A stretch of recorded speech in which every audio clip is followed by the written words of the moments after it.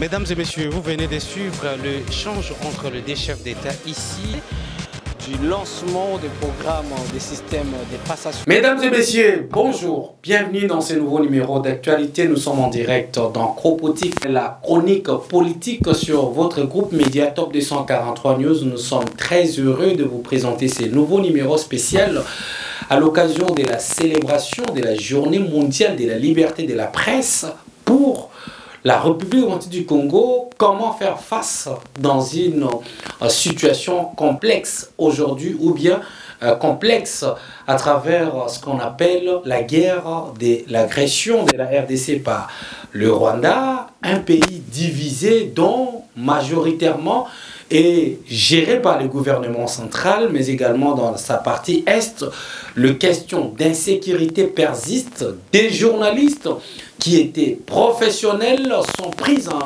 en piège. Nos pensées pieuses sont uniquement focalisées pour nos confrères de la province du Nord Kivu, mais également du Sud Kivu, ainsi que certaines entités territoriales prises entre les mains de l'ennemi. Sur ces plateaux, je vais très rapidement prendre Rigen Shindano, qui est freelance, mais également pas quelqu'un à vous présenter, très chers téléspectateurs. Rigen, bonjour. Bonjour Mike Pakoto, bonjour à nos différents téléspectateurs à travers le monde, ceux qui nous suivent à Kinshasa et partout, comme je l'ai dit.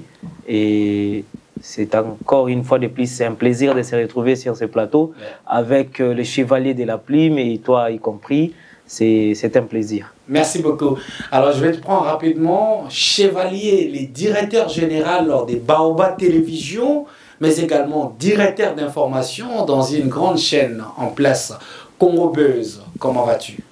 Oui, très bien, Mike Pakoto, très bien. Je suis bien portant et je te remercie de m'avoir invité à cette grande émission, suivie par des milliers de Congolais et d'autres personnes à travers le monde. Merci à vous, les téléspectateurs qui nous suivez de partout. Nous sommes là pour vous. Nous sommes là. Merci.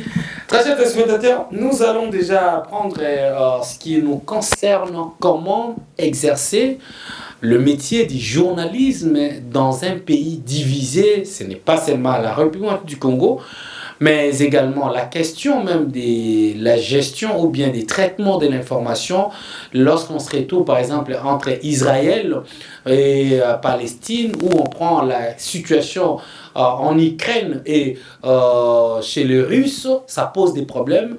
Aujourd'hui, nous allons parler de la situation dont le pays vit actuellement. Si vous êtes de Kinshasa et que vous vous rendez à Goma, même pour des visites privées, vous serez directement qualifié. Si vous quittez Goma, vous venez à Kinshasa, il y a des problèmes. Quel est votre point de vue, Rigen Shindano? Merci pour la question, Mike. Vous savez, aujourd'hui, comme vous l'avez souligné tout à l'heure, que nous célébrons cette journée mondiale de la liberté de la presse, mais fort et malheureusement de constater que certains de nos confrères qui se retrouvent en étau dans les régions occupées actuellement par les rebelles et qui sont parfois contraints de se cacher pour travailler. Et nous connaissons, nous avons quand même certains échos de la situation difficile dans laquelle ils sont en train d'exercer ces métiers nobles, mais ils ne lâchent pas et nous sommes de cœur avec eux. Et ce qui est un peu triste de constater encore une fois de plus que certains même sont traqués et au risque de leur vie. Alors aujourd'hui, notre pensée particulièrement est fixée et adressée à nos confrères là, parce qu'ils ont le devoir, ils ont les droits aussi d'exercer ces métiers-là dans la liberté, bien sûr, sans pour autant, ils ne sont pas des criminels, ils ne tuent personne, ils ne veulent que faire leur travail et rendre également ce service-là à la République, à la mère patrie, mais au péril de leur vie. Et c'est ce qui est désolant. Et par cette occasion que vous nous donnez, c'est de lancer également un message à ceux qui sont les maîtres de ces territoires actuellement. Les journalistes n'est pas un ennemi. Les journalistes n'ont que son calepin et son stylo. Voilà. Parfois même, son micro, il ne tient pas une arme, il donne les informations. C'est simple. Chevalier, vous avez la parole. Quelle est votre observation autour de la question de l'exercice du métier du journaliste dans un pays en guerre équivalent de la RDC et sa partie Est? Merci Mike pour cette question. Je suis journaliste aujourd'hui. J'avoisine 20 ans d'expérience dans ces domaines. J'ai vécu des choses dans mon pays. Et il s'est passé beaucoup de régimes dans notre pays. Nous avons vu comment le média fonctionne et particulièrement le journaliste. Aujourd'hui, avec la situation qui prévaut dans notre pays, le pays est entre guillemets divisé aujourd'hui. Il y a la partie Est, le Goma, la ville phare, et puis Bukavu, ouais. Occupé aujourd'hui par, je ne sais pas comment les qualifier, parce qu'hier ils étaient des rebelles, des terroristes, mais leur terme petit à petit commence à changer, prendre d'autres tournures. Ça prend d'autres tournures, absolument. Donc je ne sais pas comment les qualifier aujourd'hui, mais le territoire est occupé, ça c'est la réalité. Les amis qui se retrouvent dans ces coins-là, bon, personnellement je ne suis pas en contact avec eux, mais je ne sais pas comment ils travaillent, je ne sais pas si réellement ils sont traqués. Je n'ai pas de preuves en tant que journaliste, mais moi personnellement je dirais que c'est nous qui sommes de ces côtés qui étaient beaucoup plus surveillés que ceux qui sont là-bas. J'ai vu les gens qui contrôlent les médias passer à la télévision, donner des injonctions, des directives, dire aux médias vous ne pouvez pas dire ceci, vous ne pouvez pas dire cela. Mais dans l'autre camp, je n'ai pas de preuves. Je parle en tant que journaliste. Les journalistes ne parlent que sur base de preuves. Ici, on nous a interdit. Vous ne pouvez pas dire que Goma est tombé. On a entendu ça. C'était interdit d'employer ces termes. C'était interdit d'employer ces termes. Pourtant, c'était la réalité.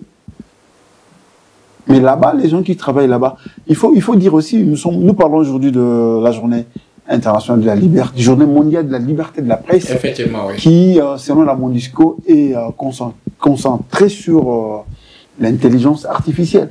Quand je parle d'intelligence artificielle, je vois beaucoup plus les médias en ligne, les médias sociaux.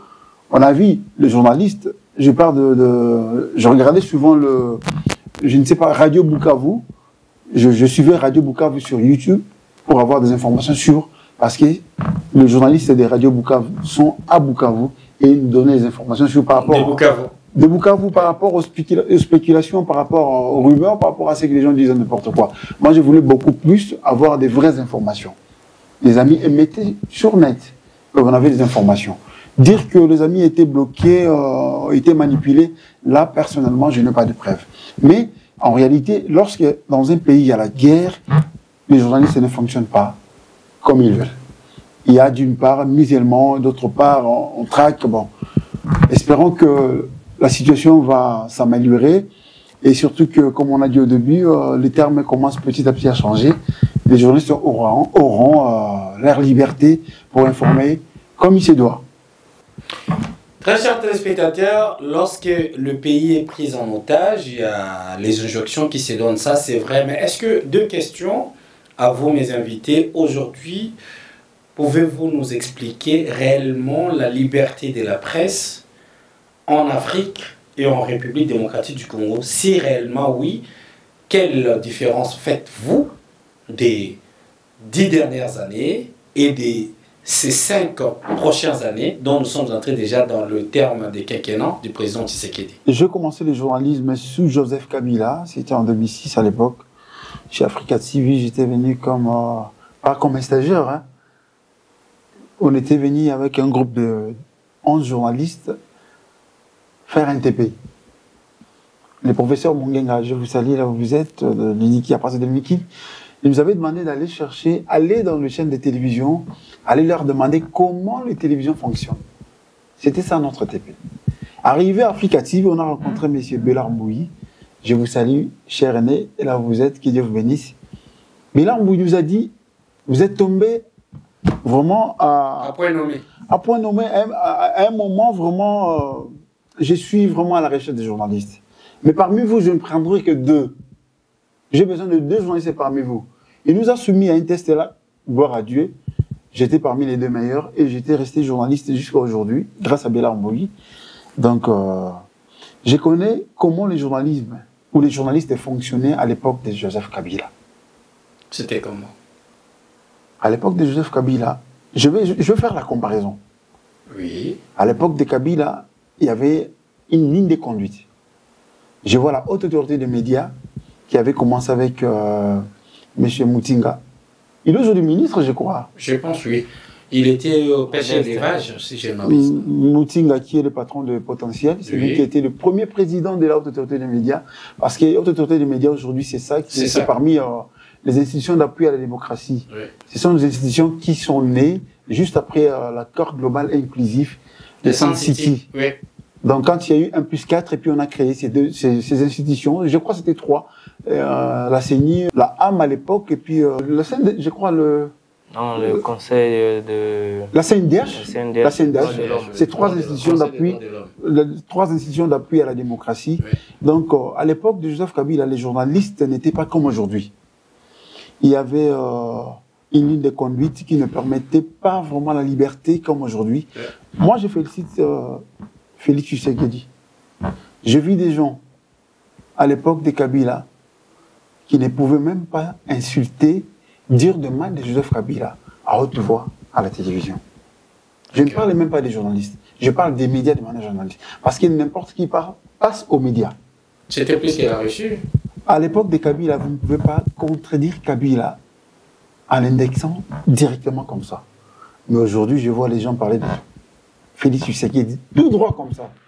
Quelqu'un qui passe à la télé, il parle de Tshisekedi, il indexe Tshisekedi droitement comme ça, sans qu'il soit inquiété.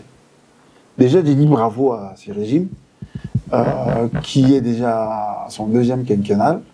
Je ne sais pas s'il y aura 3e ou 4e, tout dépend de l'avenir et puis du plan de l'Éternel, de Dieu. Donc, il y a une amélioration aujourd'hui. Oui. Je ne peux pas tout raconter, mais il y a une amélioration. Donc, le journalisme à l'époque de Kabila et à l'époque de Félix Tshisekedi, il y a une grande différence.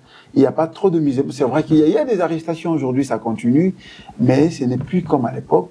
Aujourd'hui, il y a plus de liberté qu'à l'époque, sans pour autant dire beaucoup de détails. Regain général? Moi, par contre, j'aurais une lecture un peu plus mitigée, comparativement à mon confrère sur ce sujet. Parce que si on doit remonter les temps, comme vous venez de nous poser cette question-là, de comparer en termes de 10 ans ou 20 ans, moi, je ne suis pas du tout sous les charmes des politiques. Je ne développe pas ce syndrome de Stockholm, comme on dit. C'est-à-dire, nous les journalistes, que nous soyons pro-régime ou contre, nous sommes tous des victimes d'une manière ou d'une autre. Oui. Parce qu'à l'époque, moi j'en ai d'autres exemples, qu'il y a eu un média ici où on calomniait jour et nuit l'ancien chef de l'État. Vous vous souviendrez du fameux, la chaîne de Roger Lumbala, RLTV, où on insultait même les intimités de l'ancien chef d'État, de sa famille, de ses enfants, tout ça. Maintenant, bon, je suis en train ici de démontrer tout simplement que non, nous les journalistes, nous sommes victimes, que ce soit de cette époque-là, que ce soit aujourd'hui. Comparativement à cette époque, il y avait ne serait-ce que le respect des textes. Parce que la liberté de la presse ne veut pas dire enfreindre la loi, ne veut pas dire marcher sur les principes ou troubler l'ordre public, même aujourd'hui. Parce que si mon confrère l'a évoqué tout à l'heure, qu'ici on nous a interdit d'évoquer ce qui s'est passé à Goma. Oui. Est-ce que cela relève de la liberté de la presse? Est-ce que cela relève également, ça donne l'opportunité à la presse, aux journalistes de faire leur travail? C'était, à mon avis, c'était plutôt bête. On a laissé la primaire de ces informations qui concernent notre pays aux médias étrangers. Pourtant, nous avons des gens ici, des médias, capables de pouvoir relayer ces informations pour le public. Et on a interdit aux médias. Et jusqu'aujourd'hui, cette mesure n'a pas encore été levée puisque ça a été annoncé via les médias par un responsable d'une institution aussi haute que celle-là. Là, il a évoqué tout à l'heure, c'est une institution d'appui à la démocratie. Et quand vous êtes le président d'une institution d'appui à la démocratie, vous devez appuyer par vos décisions cette liberté d'expression, cette liberté démocratique, cette pluralisme des médias et d'expression. Maintenant, s'il fallait faire cette comparaison comme vous voulez, moi je vous dirais, avant Kabila, c'est à peu près égal à après Kabila. Comment ça? Parce que nous avons des journalistes qui ont été arrêtés. Parce qu'ils ont relayé une information qui ne faisait pas le louange, par exemple, de certaines officines. Entre autres? Qui ne faisait pas le louange de certains hauts cadres du régime. Et les journalistes sont traqués par rapport à ça. Parce que leur métier, c'était tout simplement de dire tout haut ce qui semble être caché. Voilà. Maintenant, à l'époque de Kabila, c'est vrai, il y avait des journalistes qui ont été traqués. Il y avait des journalistes qui ont été arrêtés, parfois même tués. Et aujourd'hui, nous avons également des cols où les gens sont arrêtés, ou dans des régions que je suis en train d'évoquer, puisque moi j'ai des connexions dans ces régions, où les gens ont été tués parce qu'ils avaient une opinion contraire à ce qui est relayé au niveau national. Maintenant, le problème aujourd'hui, est-ce que nous les journalistes, on chante partout qu'aujourd'hui les médias, c'est le quatrième pouvoir. Est-ce que nous avons réellement ces pouvoirs? Puisque déjà, du point de vue fonctionnement des médias, la plupart des médias sont subventionnés par des acteurs politiques. La plupart des médias sont tenus par des acteurs politiques. Alors, comment pouvons-nous avoir cette liberté lorsque c'est lui qui paye l'encre et c'est lui qui dirige? Alors, moi, je reste un peu dubitatif par rapport à ce sujet parce que la liberté, que ce soit sous ces régimes, il y a encore des choses à améliorer. Certes, s'il faut comparer avec les autres pays qui nous entourent, les 9 pays limitrophes de la RDC, je dirais, nous sommes quand même dans une bonne phase. Parce que la liberté de la presse est un idéal que même dans des pays de haute démocratie ou d'anciennes démocraties, ils n'arrivent pas vraiment à mieux l'appliquer de A à Z. Oui. Il y a toujours quelques couacs où les journalistes sont aussi parfois rappelés à l'ordre. Mais ici, aujourd'hui, s'il faut comparer notre pays, la RDC, avec les 9 pays qui nous entourent, nous sommes quand même dans une bonne phase. Mais s'il faut comparer les 2 périodes, les 2 régimes, c'est toujours les journalistes qui sont des victimes. Et moi, je n'ai pas de parti pris sur ces... Très bien. Je peux compléter, Rigen. Oui, oui. Tu as très bien dit, mon frère, vous avez très bien dit, mais vous devez savoir aussi que des fois, nous, les journalistes, nous dépassons les choses. Dans quel sens? Oui. C'est vrai que nous avons la liberté, il y a la liberté de la presse, mais il y a aussi les régimes des responsabilités. Les droits des presses, par exemple. Le journaliste ne peut pas tout dire. Nous sommes quelque part limités. Surtout la question de la sensibilité. Exactement. L'État, dans tous les pays du monde, même là où il y a la liberté absolue de la presse, je peux prendre dans les pays comme les États-Unis, l'État donne toujours une ligne de conduite par rapport à une matière donnée, par rapport à une période, par rapport à un événement qui est dans le pays. L'État donne toujours une injonction. Je prends l'exemple du ministère de la Communication Média. Aujourd'hui, l'excellence Patrick Muyaya, il peut nous dire, pour ne pas léser la population, pour que la population ne soit pas dérangée par rapport à ce qui se passe, je vous demande de prendre cette voie. Quelque part, c'est une injonction, mais c'est aussi bien. Mais les journalistes, de manière générale, sont un peu plus têtus. C'est un certain journaliste, quand on parle de la liberté, c'est-à-dire je suis libre, je peux faire n'importe quoi. Pourtant, il y a des limites par rapport au régime. Raison pour laquelle, dans le droit des presses toujours, lorsque quelqu'un est lésé dans un média, on demande le droit des réponses. Vous voyez, je voulais compléter par rapport au propos de Rigen. Voilà, c'est intéressant ce que vous venez d'évoquer. Parce que s'il faut parler des textes ou des textes légaux qui régissent ces secteurs, il y a une loi, la nouvelle loi, la loi de Mouyaya, du 13 mars 2023. Et cette loi définit également la liberté de la presse. Je peux lire un des articles, l'alinéa 12, je crois, de l'article 3, point 12, pardon, de l'article 3, la liberté de la presse. Oui. Comment on définit la liberté de la presse? Par l'actuelle loi qui régit ce secteur, il est dit clairement, la liberté de la presse, c'est les droits d'informer, d'être informé, d'avoir ses opinions, ses sentiments, et de les communiquer sans aucune entrave. Des lois. Sans aucune entrave. Oui. Sans aucune entrave, quels que soient les supports utilisés, sous réserve du respect de la loi, de l'ordre public, des droits d'autrui et des bonnes mœurs. En d'autres termes... Déjà, oui, je l'ai évoqué, c'est-à-dire on ne peut pas obstruer cette liberté-là par des injonctions. Aussi longtemps que ce que vous voulez publier ne trouble pas l'ordre public, aussi longtemps que ça n'a aucun impact, ou soit dans le MERS, vous pouvez le faire, la loi la garantit. Ben, écoutez, Rigel Chédano Chevalier, moi je pense qu'on puisse revenir un tout petit peu.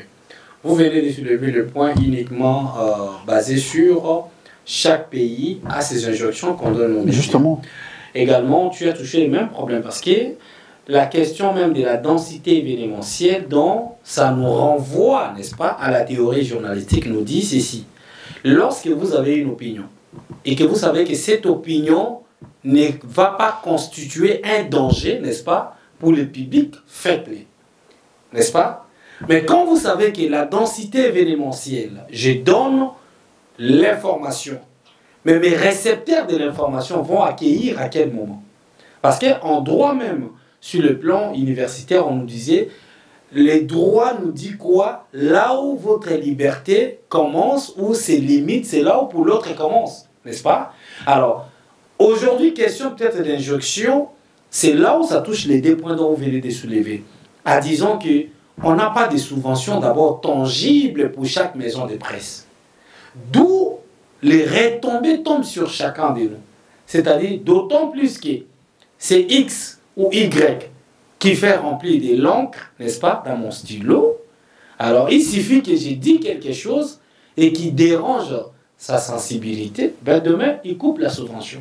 D'où, moi je vais reposer la question. Qu'est-ce qu'il faut faire réellement, n'est-ce pas, que les médias puissent travailler et souvenir aux besoins au quotidien de chaque maison de presse, sans complaisance. Parce que dans le média du monde, n'est-ce pas, il y a des subventions que l'État octroie à chaque maison de presse. Et à l'occurrence, ça épargne même les institutions. Vous partez à l'Assemblée nationale française, vous partez à l'Assemblée provinciale britannique, n'est-ce pas? Ce sont des médias où, au moins chaque année, on vous identifie. On sait que vous avez besoin de 10 000 euros, 50 000 euros, l'État vous octroie. Et vous, en retour, vous rendez un service à l'État. C'est-à-dire faire la communication, la politique, n'est-ce pas, communicationnelle de chaque institution, de chaque pays. Parce que l'État a compensé déjà, n'est-ce pas, vos médias au début de l'année. Quelle est la politique que le gouvernement doit entreprendre? Parce que je pense que cette question entre également dans la loi Mouyaya, qui a été émise, n'est-ce pas, en 2023 ici. Alors, quel remède, quelle proposition que vous pouvez aujourd'hui proposer à ceux qui nous dirigent, enfin également quand même, une fois qu'il y a un média, que ce soit privé, parce que l'État, les médias publics ont déjà leurs subventions naturellement, mais pour le média public actif et qui respecte les règles, peut aussi adopter pour survivre comme tout autre média. Mike, tu l'as évoqué tout à l'heure, que oui, comme dans d'autres pays, sous d'autres cieux, oui, l'État subventionne les médias. Et nous ici également, notre constitution, qui est la loi mère, garantit les droits à l'information, je crois, dans son article 24. C'est-à-dire tout Congolais a droit à l'information. Oui. Et si déjà ces droits est prescrit dans la loi mère, l'État doit assurer son bon fonctionnement, l'État doit fournir les moyens à des canaux qui vont servir la population de ces informations qui est comme une denrée pour la population. Oui. C'est-à-dire, aujourd'hui, les médias, que ce soit les médias privés, que ce soit les médias communautaires, publics, tous, on devrait quand même, parce qu'aujourd'hui, moi, je salue les efforts des gouvernements sous le président Tshisekedi. Aujourd'hui, notre budget a presque quadruplé. Si on se souvient de l'époque Kabila, c'était autour de 4 milliards. Aujourd'hui, nous sommes dans les 20-24 milliards. Maintenant... Des francs congolais ou des dollars? Des dollars. Okay. Alors, si, avec tous ces moyens, nous n'arrivons peut-être pas à budgétiser des fonds pour soutenir les médias, parce que nous avons un pays continent. Ah, ok, tu parlais des budgets nationaux. Voilà, du budget national. Okay. C'est-à-dire qu'on devrait quand même avoir une ligne budgétaire spécifique pour les médias, pour le fonctionnement des médias. Aujourd'hui, si on fait la comparaison avec la justice aujourd'hui a un budget, reçoit. Et qu'est-ce qu'on dit de la justice? Que la justice, elle est indépendante. C'est-à-dire, elle peut trancher sur des décisions sans pour autant recevoir les injonctions, selon les principes. Et pourquoi pas le faire pour les médias aussi? Aujourd'hui, qu'on puisse donner les moyens aux médias, afin que ces médias exercent dans leur liberté. Que ça puisse ou non arranger les intérêts, que du moins la population soit informée en temps réel et des informations qui sont vraies, vérifiables. Okay. Ce n'est pas parce que nous sommes en temps de guerre que nous devons cacher certaines choses à la population. Comment nous allons y trouver des remèdes si on cache? Comment est-ce que nous pouvons motiver cette population à avoir un œil? Vous vous souviendrez, s'il n'y avait pas cette information que Goma était tombé, vous croyez qu'il y aurait eu des marches ici à Kinshasa? Non. Si la population n'était pas informée. Non. Voilà. C'est-à-dire nous avons besoin de donner les moyens aux médias afin que les journalistes et les médias fassent leur travail. Chevalier? Oui, le problème de financement des médias, ça ne date pas d'aujourd'hui. Hein. On en parle depuis longtemps. Déjà, je dirais, l'État congolais finance déjà le média. Dans quelle manière? Il y a la RTNC. Ça, c'est un média public. Non, mais c'est un média officiel de l'État, subventionné. Mais je veux bien cerner ce que j'ai proposé ici. Je veux bien dire, maîtriser ce que je disais. Oui. Je disais hormis les médias publics. Hormis les médias officiels. Les médias officiels. Voilà. Nous avons aujourd'hui des médias communautaires par exemple. qui plairent les moyens. Voilà. Nous avons des médias privés. Prenons le cas des médias privés, par exemple. Oui. Ce sont des médias des individus. Qu'est-ce que l'État doit faire, premièrement? Non, mais le média des individus fait le même travail que la RTNC. Non, les médias des individus font le même travail que la RTNC. Normalement, il doit y avoir des lois et des principes. Dans quel sens? Lorsque moi, privé, je vais ouvrir un média, l'État doit normalement m'obliger à avoir, par exemple, un tel compte bancaire. Par exemple? Un tel compte bancaire qui permettra aux travailleurs ou aux agents que je vais embaucher d'avoir le minimum des salaires de 6 mois, qu'ils produisent ou pas. Comme exigent les détenteurs des différentes banques. Exactement. Regardons aujourd'hui ce qui se passe dans les chaînes de télévision. C'est toujours le même problème. Hein. L'impaiement des agents. Nous ne sommes pas payés, on paye certains, d'autres ne sont pas payés. C'est toujours la même musique qui retentit à tout moment. Donc, vous voyez? Donc, moi, à ce point, je ne condamne pas vraiment l'État. Je condamne l'État parce qu'il n'a pas mis une bonne politique. Pas condamnation, mais propose. Ah, je vais proposer, mais d'abord je vais condamner parce que l'État n'a pas mis une bonne politique pour qu'il y ait de la multiplicité de médias ou je peux dire, de chaînes de télévision, des radios ou de presse écrite en ligne, des presses écrites en papier. L'État n'a pas mis. Il y a une politique, mais qui n'est pas, je peux dire, n'est pas respectée. Ah. Cette politique n'est pas respectée par le secrétariat général du ministère des Communications et des Médias parce que c'est ces secrétariats, c'est cette institution, ces départements qui s'occupent des ouvertures de médias. Il faut passer par le secrétariat général des Communications et des Médias. C'est là qu'on va vous obliger les documents possible pour avoir un média. Mais je ne sais pas, est-ce qu'on oblige les investisseurs, là, ces investisseurs-là, à avoir 6 mois de salaire d'avance pour leurs agents? Je ne crois pas, parce qu'aujourd'hui, on a des médias mallettes, quelqu'un qui a un ordinateur et puis il achète un signal et puis il a une télévision. Il peut embaucher n'importe qui. C'est pourquoi il y a des pleurs aujourd'hui. Les journalistes, et surtout qui n'ont pas la passion, qui ne sont pas payés à faire ce travail-là, sont pleurnicheurs à tout moment. Et par contre, ceux qui ont la passion travaillent sans... La passion ne remplit pas une marmite. Bien sûr que oui, mais quand on aime son métier, c'est comme si quand on aime sa femme, on ne peut pas la critiquer à tout moment devant les gens, surtout devant les invités. On cache toujours ses défauts, on la protège à tout moment. Mais c'est le contraire aujourd'hui avec les amis, les confrères journalistes. Donc, je demanderai à notre gouvernement de voir comment autoriser à qui que ce soit pour avoir un média. Donc, il faut qu'il y ait une certaine critère qui permettra ce qu'au moins quelqu'un qui a une maison des presse... Aujourd'hui, il y a des critères, mais qui ne sont pas applicables. Qui ne sont pas appliqués. Oui. Par exemple, par rapport à la loi que je viens d'évoquer, oui, cette loi vient avec le nouveau paradigme, c'est-à-dire un toilettage de la sphère médiatique. Maintenant, les problèmes, entre autres, la salubrité médiatique. L'intérêt, c'est quoi? Parce que l'État a tout à gagner. Vous venez d'évoquer un aspect intéressant, c'est-à-dire lorsqu'aujourd'hui vous êtes un privé, vous voulez ouvrir un média, vous devez tout d'abord remplir certains critères. Voilà. Et si, par exemple, pour vous octroyer tous ces documents, vous payez à l'État, c'est-à-dire l'État aura des moyens qui peuvent encore retourner vers ces médias. Vous, effectivement. Et ça, c'est logique. C'est juste une manière de gérer une politique qui serait mieux analysée, mieux conçue, et on aurait vraiment de l'espace médiatique qui va être favorable pour les journalistes et pour les médias. Regan Chindano, chevalier de la plume, Baoba, les DG.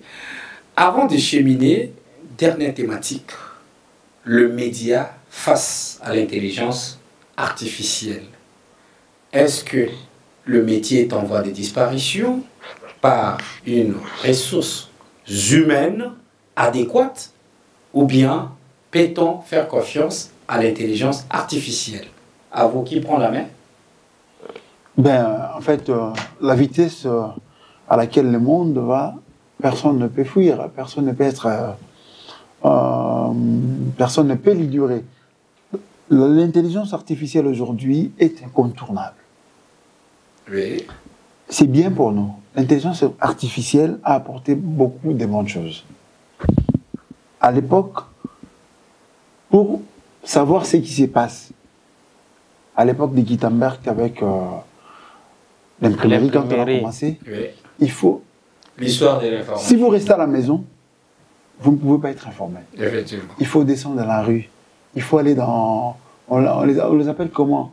Dans les comptoirs. Il faut aller par-ci, par-là, chercher là où on vend les journaux à papier. Il faut aller dans les kiosques. Il faut aller dans des kiosques, voilà. Il faut aller dans des kiosques. Moi, aujourd'hui, je ne sorte pas de ma maison, de ma chambre. J'ai l'information. Oui. C'est grâce à quoi? L'intelligence artificielle. Oui. Le monde évolue. En 2010, il n'y avait pas d'Android. Partout à travers le monde, il n'y avait pas d'Android. Mais aujourd'hui, on a Android, on a les iPhones. On a beaucoup de choses qui sont innovées.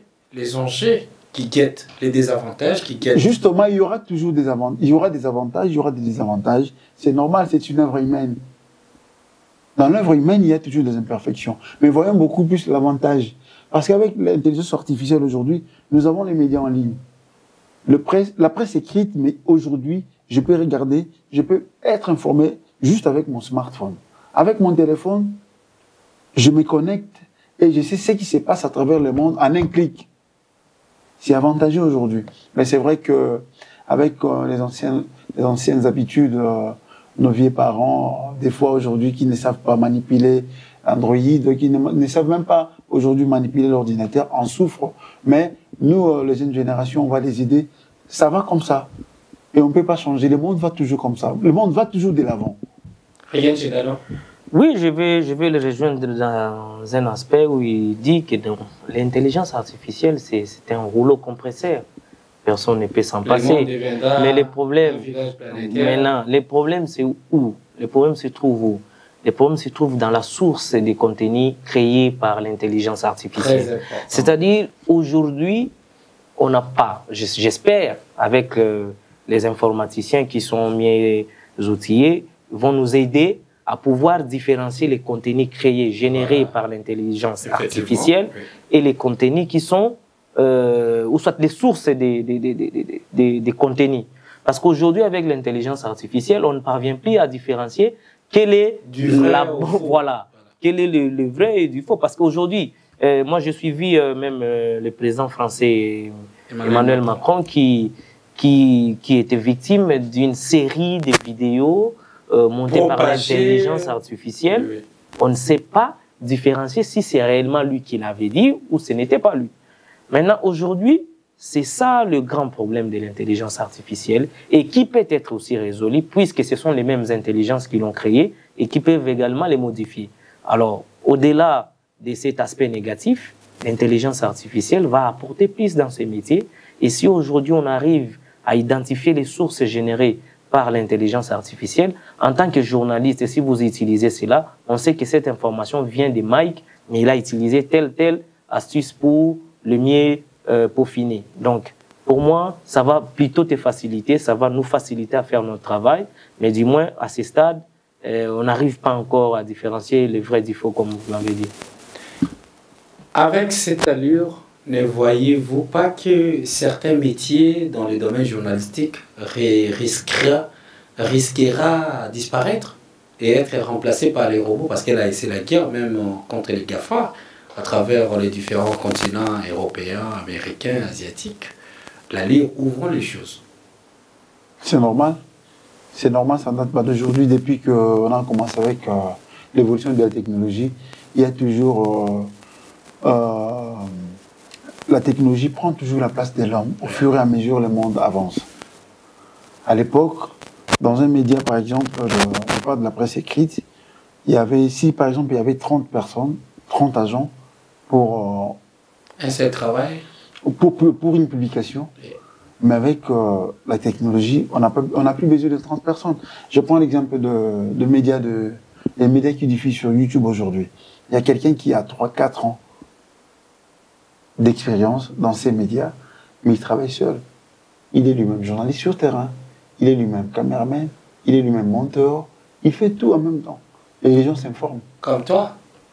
Bah, il y a beaucoup de gens, beaucoup de personnes pas comme moi. Allez, les gars, oui, au fait, ça réduit le problème, ça réduit les stress. Oui, ça aura un impact sur le travail. Qu'un journaliste peut l'utiliser pour peaufiner, pour mieux faire son travail. Aujourd'hui, avec l'intelligence artificielle, ça peut vous générer des mille et une façons, la manière d'aborder un sujet d'actualité. Moi, j'en ai vraiment essayé et j'ai vu à quel point c'était agréable et ça proposait même des angles à utiliser. Et imaginez, si moi je tire ça et je le fais en tant que journaliste, ça me facilite, ça me donne... je voulais compléter, avec le média artificiel, on a la facilité d'avoir des propos des uns des autres facilement, avant même de leur aborder, avant même de le chercher par téléphone, comment.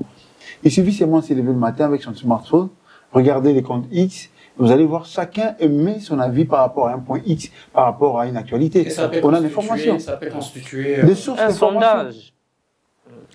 Merci à vous deux, Rigen Chendano Freelance, qui avait répondu à cette invitation pour la commémoration de cette journée mondiale de la liberté de la presse. Est-ce que tu as quelque chose à ajouter? Non, mais merci. Mais en dehors d'être freelance, je suis également dans un média public. Oh, mais moi, j'attendais que tu puisses nous dire ça. Ok. Donc, bonne nouvelle pour vous, très chers téléspectateurs. À cause de sa lutte aujourd'hui, c'est un journaliste reporter à la RTNC, n'est-ce pas? Exact. Merci également à toi, mon ami Chevalier, le grand reporter, qui avait voulu répondre quand même positivement à ces grands rendez-vous, qui nous donnent quand même une belle image, nous, en tant que les professionnels des médias, pour essayer un tout petit peu mettre en exergue les difficultés que nous rencontrons, mais également la facilité, enfin, que nous continuons à faire ce qu'on peut faire parce qu'on ne va pas quand même fuir sa maison, parce qu'on a connu les cas d'inondation. Il va toujours chercher à assainir les lieux dans lesquels on vit. Tel était le mot de ma part. Je voudrais dire un mot par rapport à ceux qui nous suivent, surtout les amis journalistes. Oui. Chers amis, c'est notre métier quand même.